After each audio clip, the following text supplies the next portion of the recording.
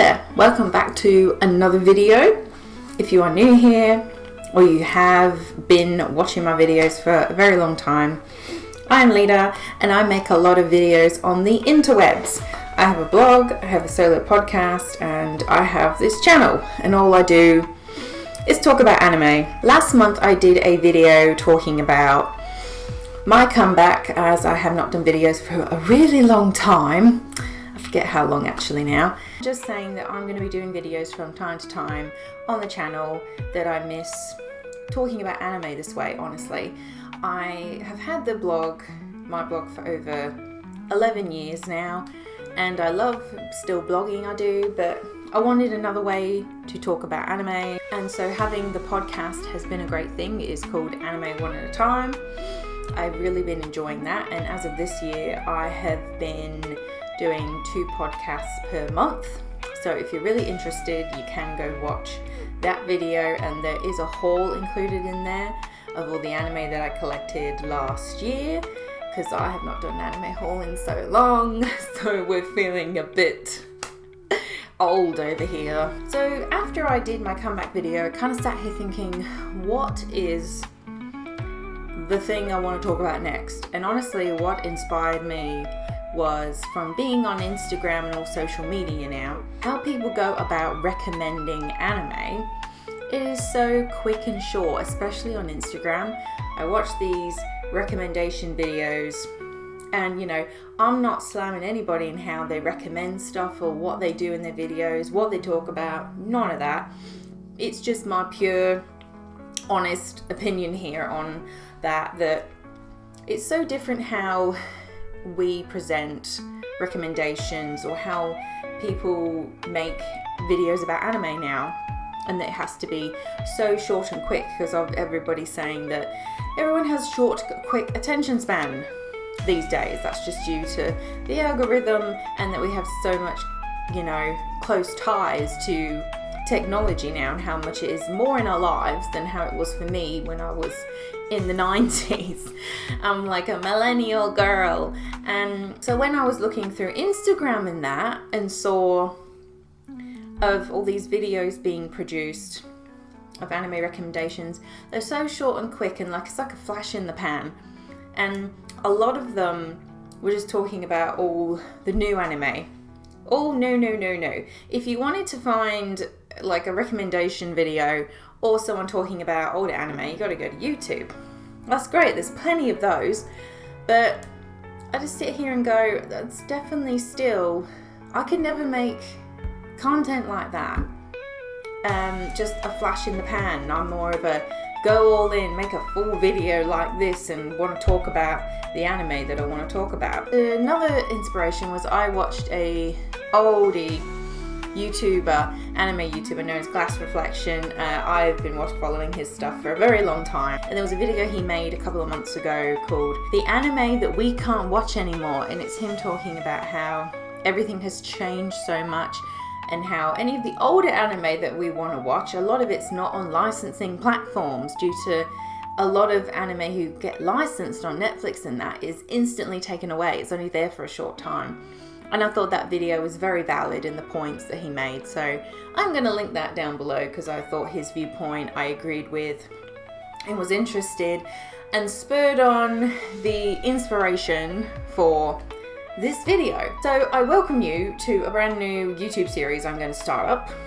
My own little thing. It's not got the most amazing name, but it is anime that haven't made it on your list yet. And in a nutshell, this series is going to be me going over some anime that I think might not be on your list, and it's not going to be all popular anime, like the popular anime that everybody's talking about right here and now, because my content has never been about talking about the most popular anime. Sure, I've gotten around to it eventually. I might have talked about one in particular at one time, but right now, you'll see in my content, it is all so random, all over the place. One minute I'll be talking about a new anime, then I'll be talking about an old anime. And this video series is going to be a mishmash of the series I'm going to be bringing up, you don't know what it's going to be. New is going to be a mixture, definitely of new, old. I'm talking early 2000s, 90s is kind of my thing. It is. I've definitely watched some stuff from the 70s and 80s. It's going to be a mixture of both, and it's just going to be a series I'm picking that I feel that I don't think a lot of especially this generation of anime fans or just newer people to anime would never have heard of in a million years. And there's probably some out there, you're going to go like some of my suggestions, you're going to go like, oh my god, she mentioned that. Oh my god, no one talks about that anymore. So that's the kind of thing I want to achieve with this series, that you just find something out of it, whatever I'm bring at you, and you go, oh, I'm going to add that to my series. And I promise I will find series that you can watch on like streaming in particular. These ones that I have chosen for this first episode, they're all on streaming platforms, but there are going to be some I'm going to talk about that aren't on streaming platforms and that you have to buy, but I feel that they deserved to be talked about. I was nearly going to avoid discussing shows that are not on streaming platforms, but I just don't feel that's right. It does not sit right with me. So I randomly have picked ones off of my Annie list, because, you know, there's so many that I could be talking about, but I just picked 5 random ones. Now, it's not always going to be 5. It might be more that I bring up, but I just can't not talk about anime in such a short video. Like how Instagram Reels are like 90 seconds. I can't talk about an anime in that amount of time. The first series I'm going to bring up is, I thought we'd start with something, you know, comfort, Magical Girl. Who doesn't love Magical Girl? This came out in 2001, and I have seen this show being spoken about a little bit, particularly on Instagram, and that is Pre-Tier. Pre-Tier was one of the very first, I call, non-Magical Girl series I'd watched. So when I say non-Magical Girl, I mean, in my mind, you know, ones like we have Sailor Moon, Cardcaptor Sakura, you know, all the big ones that we know, like Tokyo Mew Mew. Pre-Tier was not on that list. Pre-Tier was not in that popularity list. It's only 13 episodes, short and sweet, and it is much more than it appears. So the premise is following a 15-year-old girl named Himeno Aoyuki, and she moves in with her father's new family because he remarried. So Himeno has a new stepmother and daughters. It's kind of like a bit of a Cinderella formula going on in the plot. So she moves into this new house, new life, everything's going to be great, and she feels like she's not fitting in. That's when one day she meets these handsome men known as the Leafei Knights, and she is told that she can become the Pre-Tier, and she can defeat the enemy of the Leafei Knights. So the Leafei Knights end up relying on Himeno, you know, to save their other world that is being consumed by darkness. The series is very deep emotionally wise, especially following Himeno with her family. The themes of Pre-Tier really focus on family, and also I believe a bit of mental health for sure is a big aspect, especially when it comes to Himeno's sister, and just how you can, along the terms of, you know, feel alone and you lose connections. And there's a bit of romance in there as well, because Magical Girl, it's always got a bit of romance. And the Pre-Tier side of things, the transforming and that, it's a bit of fun, how she transforms with the Leafei Knights, these different outfits. It really has a bit of everything that your mainstream Magical Girl series always possesses. And it is so heartwarming, it always makes me cry. It's so funny. Actually, the humor is so good. Still right off the bat, like, it's laughing till your lungs burst. It has a really good amount of humor. It has a really bit of everything that I feel has made it a bit of a gem. Maybe it's not a hidden gem anymore, but it certainly is a gem. So definitely Pre-Tier is one if you are a massive Magical Girl lover.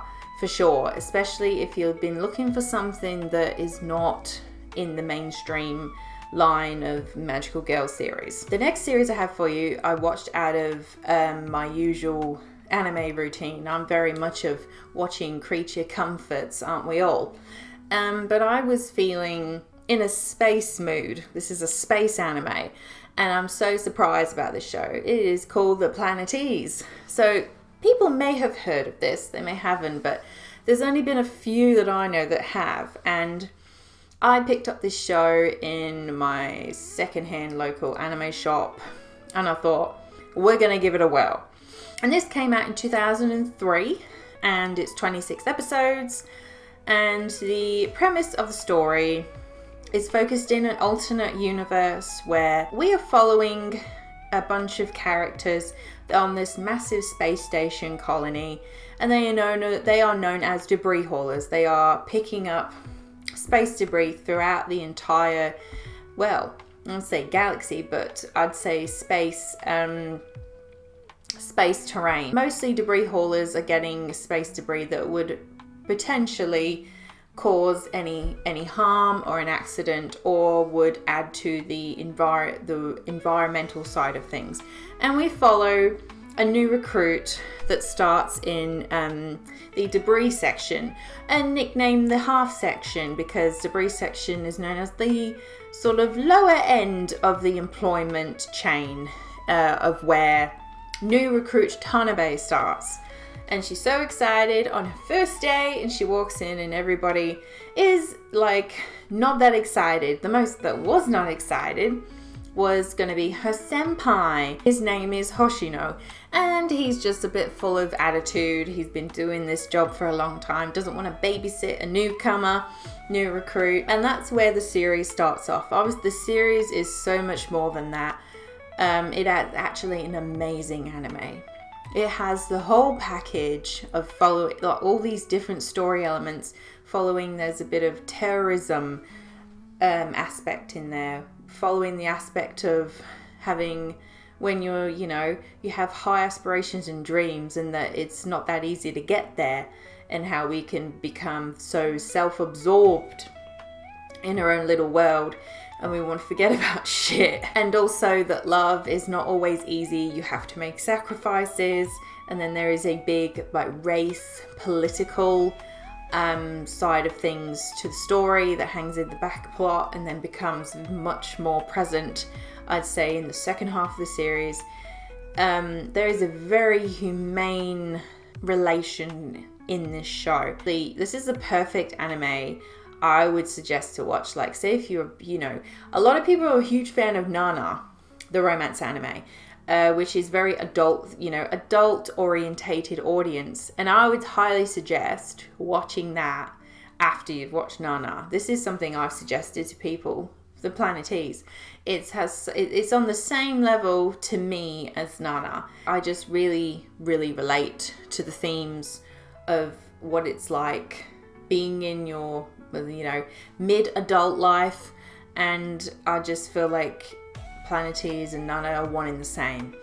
So massively, I enjoy The Planetes a lot. And you can watch The Planetes on Crunchyroll. You can also purchase it. Also, I didn't mention about pre-tier, I apologize. You can definitely watch that on Amazon Prime and Crunchyroll. The next one I'm going to mention is actually a movie. And this does not get mentioned a whole lot. I don't think I've heard anyone mention it probably in the last 7 or 8 years. It's like, I wouldn't say it's old, but it certainly is, I think, at least more than 10 years old. It is one that was made in 2013, and I have such a love for this film, I do. It is called Pantema Inverted, and the premise of the story is about a scientist that wanted to experiment on Earth's gravity and ends up swapping Earth's gravity, reversing it. So there's people that end up living on top of the world and at the bottom. And then we meet a young teenage girl named Patama. She wants to explore the world that's below, reversed, and she ends up accidentally having a fall. Gravity pulls her down towards the bottom part of the earth, and she meets a young boy named Eiji, who is a aspiring scientist.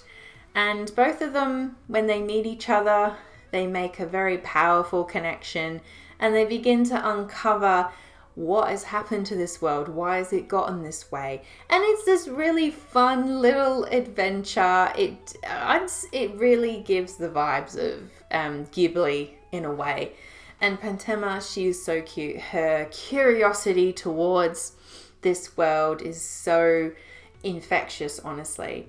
And it's such a really wholesome and great film to watch, especially I think I watched this when I remember on a Sunday afternoon. It was a vibe. It really is a fun little movie, and I think it deserves all the credit of the production and the thought process that went into this film. And you can definitely watch this. There's lots of full access to this film. You can watch it on Apple TV, Netflix, Crunchyroll, and Amazon Prime. Let me check my notes. Yes, definitely Amazon Prime. So the next one I have is a sports anime, and I feel that never gets mentioned ever. I've probably watched one video on Instagram recently where somebody actually mentioned it. But I love this sports anime. If it was so connecting for me. This came out in 2016, so it's only just turned 10 years old since we're in 2026. And you can watch this on Crunchyroll, I'm going to say right off the bat, and also YouTube and Amazon. This is called Days. It's a soccer anime. And growing up, I watched a lot of soccer, being from England, so I felt the instant connection. But then I felt more of the connection towards the main character. So the premise of Days is surrounded on a young high schooler named Suki Kushi, and he's never been able to find the thing that he is good at. This is very much the vibes of, say, the anime at the moment, The Medalist, and we're following a skater named Inuri, along those vibes. And Suki Kushi has tried many different hobbies and sports and all that, and he's never found anything he's not really, naturally gifted at. And then he reconnects with one of his older next door neighbors he grew up with, which is Jin. And Jin gets Suki Kushi to fill in for him on I think it's a home soccer game within his neighborhood. And then that leads to Suki Kushi joining the football club at his local high school. They end up going both to the same high school. And Suki Kushi, when following, you think he's an absolute idiot. Like, he's not the best, main protagonist in a sports anime I've watched. But what made me feel connected to him was his real striving efforts to just want to try, to just keep going. This is such a recurring theme in sports anime in particular. For example, in Haikyuu, that theme is just stretched to the limit, makes you cry. And Suki Kushi, I just felt for a lot, especially when I was attempting a sports back in my high school days, and I'm not very talented in the sports department. I'm only good at so many things, and I just felt that connection with him instantly. And the way his idiocy, as best I can say, really gets the whole rest of the football team hyped. He ends up touching each one of the other boys that are in the team, and they really do end up becoming this one big bro unit towards the end of the series. I just love following him and how even his silly mistakes end up being the biggest wins. It's really an infectious little series about, doesn't matter how many times you try, you just have to keep doing it, because otherwise you will feel instant regret. That's what I got off of this series, and I think that's such a really nice sentiment. I do. And I feel it's one of those sports anime that just fell under the radar, and I feel it deserves the recognition for sure. And the last little choice in this list, which is going to be so different to the others, I have an old series from 1998. I watched this only a couple of years ago, and it was so cute. I actually forgot that this one's also another magical girl. This is an old school magical girl. This is called Fancy Lala, and you can watch this on a free streaming platform called Tubi TV. just make an account. I mean, you got to put up with like 4 or 5 ads, but yeah, you can watch that on there. It has the sub and the dub. It is about a young elementary school girl named Miho, and one day she ends up getting her hands on this magical pen. And then in doing so, she ends up meeting these, what do I call them? They look like elephant slash bats, especially their ears. They look massive, like elephant ears.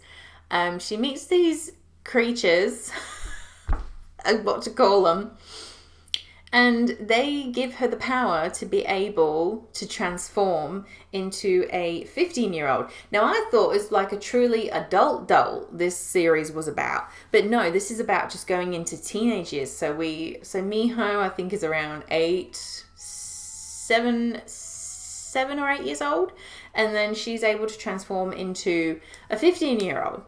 And then in doing so, being able to transform into a 15-year-old, Miho ends up gaining a career in the showbiz, becoming an idol. It's a really fun series. It is so lighthearted, and it's definitely geared towards younger audiences. There's nothing there's nothing that I could say that this would not be appropriate for younger audiences. It really would. No, nothing at all. There's nothing inappropriate. And I think that's wonderful. I think it's wonderful to find a series like this, to be able to say, yeah, your 7-year-old can watch this no problem, and there's no bad themes, nothing bad they're gonna pick up from the series. It really is about the everyday dreams of this young girl, you know, who just wants to be a teenager, an adult already. There's a lot of things that happens that makes, you know, Miho realize we don't want to grow up that fast kind of vibe. Really is like a Peter Pan vibe here, it is. And there's a lot of things that happen to Miho in her realizing I don't need to grow up that fast. And it's nice to find a series that is so appropriately, you know, recommendable, that you can recommend to other people that have children. So Fancy Lala it's so lighthearted, so fun, and I just think it really deserves to be known and spoken about. So those are the anime that I have for you for this episode 1 of anime that haven't made it on your list yet. I have no idea what I'm going to pick for the next round. I have no idea. Let me know in the comments, which I would greatly appreciate, if this is a series that interests you and you would like to follow along and enjoy the randomness. Any feedback is helpful, and I really enjoyed talking about some of these shows actually that I have not had an opportunity to talk about. That's one of the reasons I started this little video series for myself, to get around to talking about some shows that I still have not been able to give a mention yet. So in a way, this series will be for you and me. It will. So I hope you enjoyed the video, and I will see you in the next one. Bye for now.